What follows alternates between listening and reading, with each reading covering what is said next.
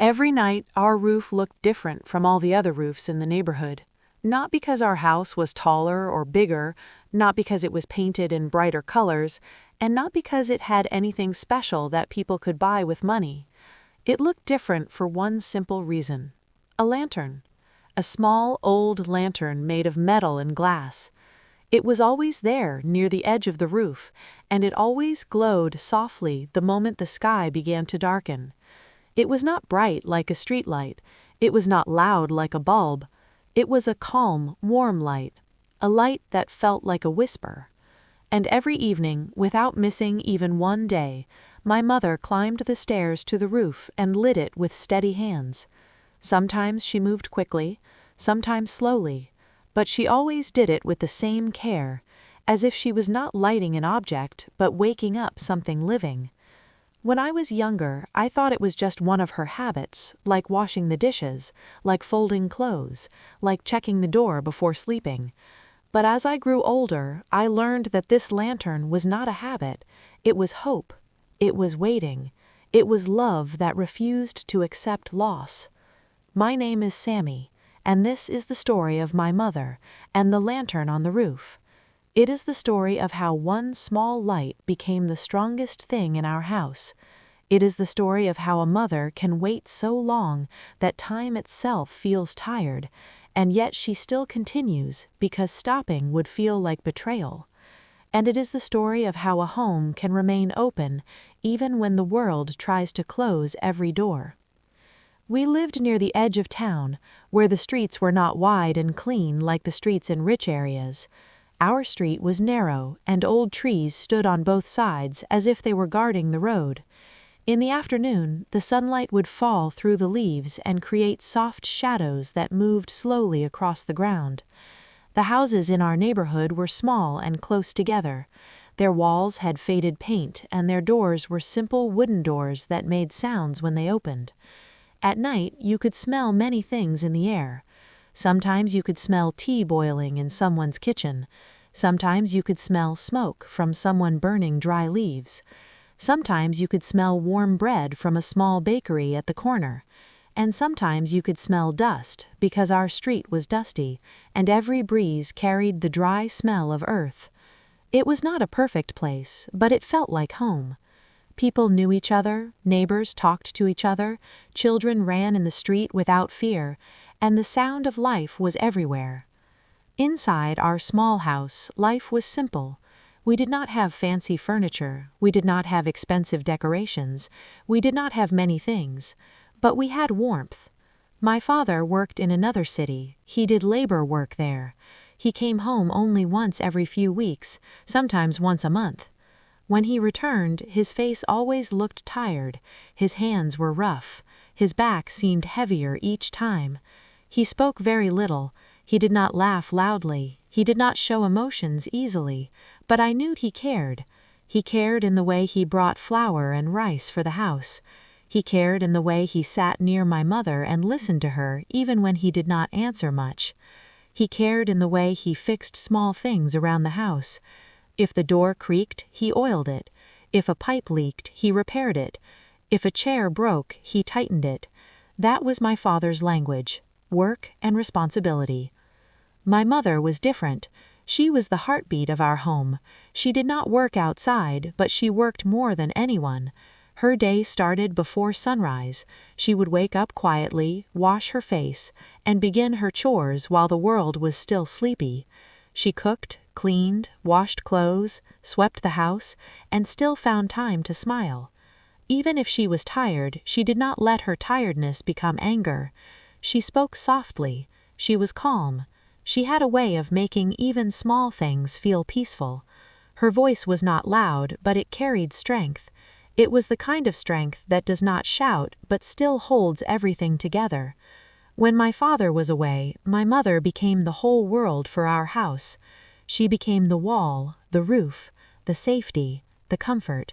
She was the one who made sure we ate. She was the one who made sure I studied. She was the one who prayed for us. She was the one who kept our small home alive. And then there was my brother, Kamal.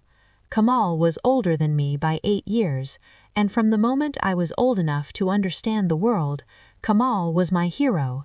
He was not just a brother to me, he was like a second father, but a father who smiled and joked, a father who played with me, a father who turned sadness into laughter. Kamal was full of life. He talked with energy, he laughed loudly, he had stories about everything. If he went to the market, he came back with a story. If he met a stranger, he came back with a story. If he heard a joke, he repeated it 10 times with different faces. Our house felt brighter when he was inside it. Even my mother looked younger when Kamal was around. She laughed more, she spoke more. Sometimes she even sang while cooking. Kamal had that power. He could turn the air warm. He could make silence disappear. When I was very small, I followed him everywhere. If he went outside, I went outside. If he sat on the floor, I sat near him.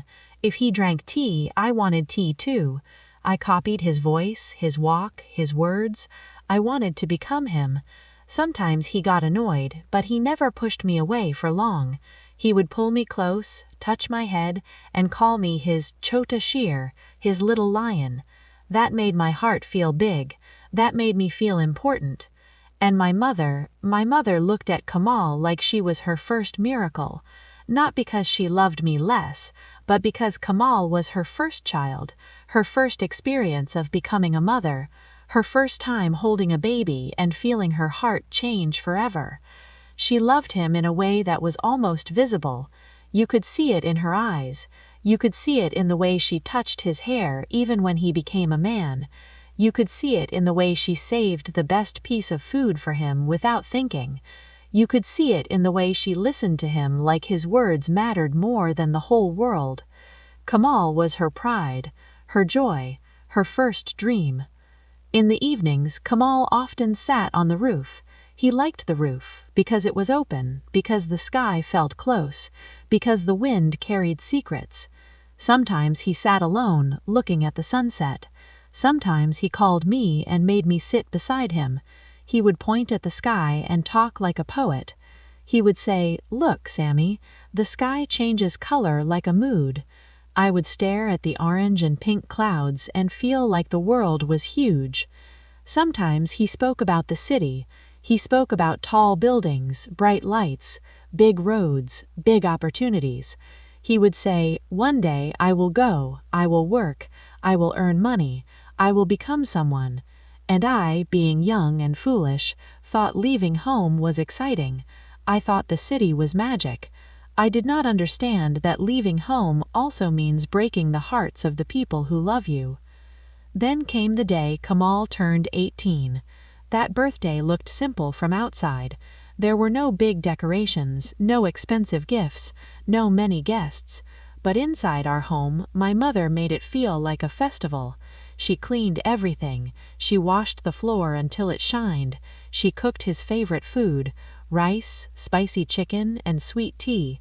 She even made a small dessert, even though sugar was not cheap for us. She wanted her first son to feel special. Kamal sat with us on the floor, eating and smiling, but I noticed something in his eyes. It was not the same smile before. His smile was there, but his heart felt far away.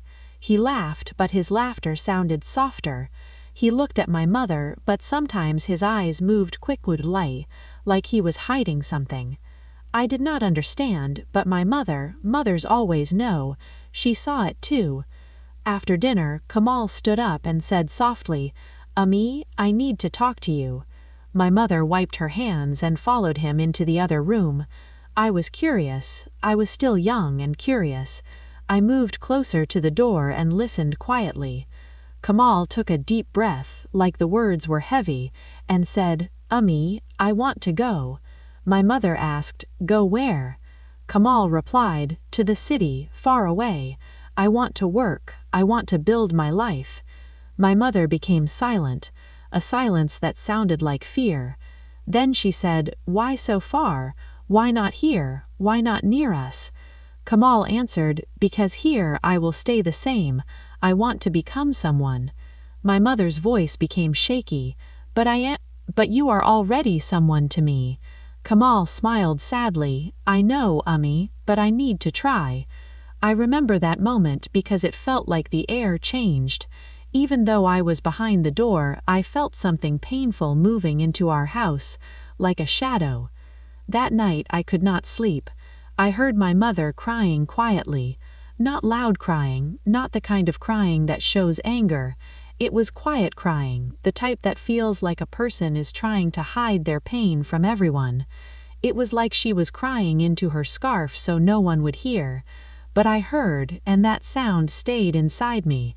It felt like the first crack in our home. 2 weeks later, Kamal left. He packed a small bag, only clothes, a notebook, and some money my father gave him. Before leaving, he hugged me tightly. He held my head and said, "Study well, Sammy, be strong." I nodded, pretending to be brave, but my eyes were burning. Then he hugged